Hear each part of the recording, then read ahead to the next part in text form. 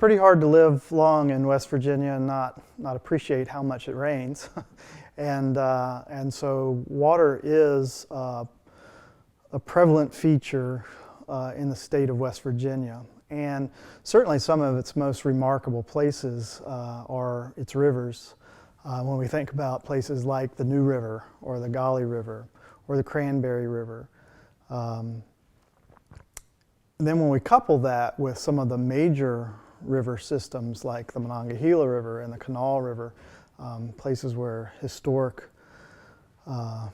conduits of coal and steel and major economic drivers in terms of industry development along the canal.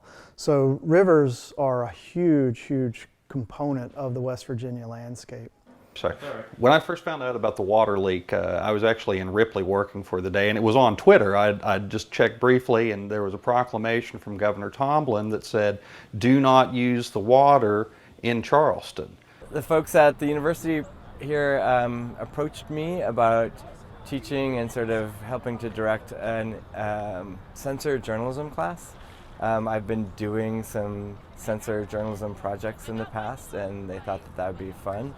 And I actually thought that the best way to do this class would be to use a new DIY almost sensor, cheap water sensor.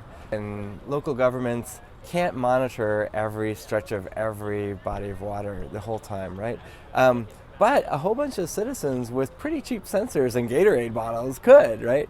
At this point, it's really just about detecting, is something different? Is something weird? Is the water unusually warm? Is it unusually conductive?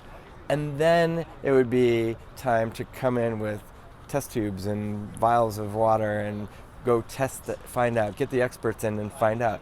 But again, until the public becomes aware of what's around them, the science has less value. And so one of the really exciting things about this project in the College of Media is that it's taking a step. Maybe it's a small step for science discovery, but it's a huge step in linking people to the science.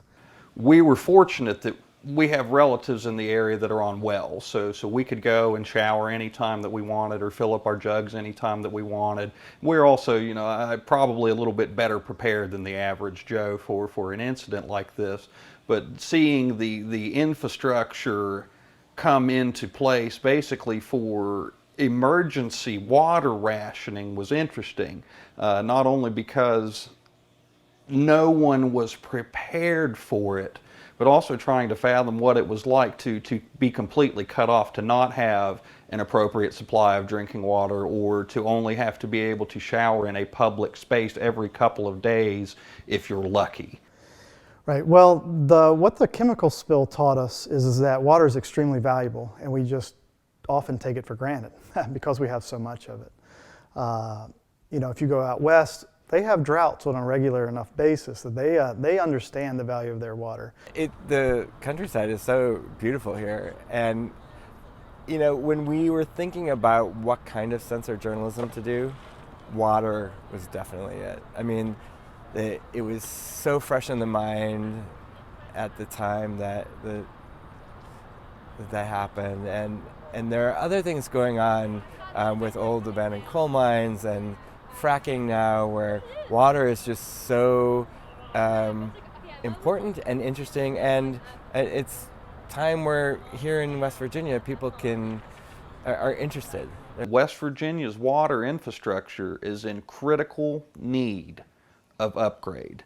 We're at a point where we're going to have to make the decision as a state whether or not we want to be viable into the 21st century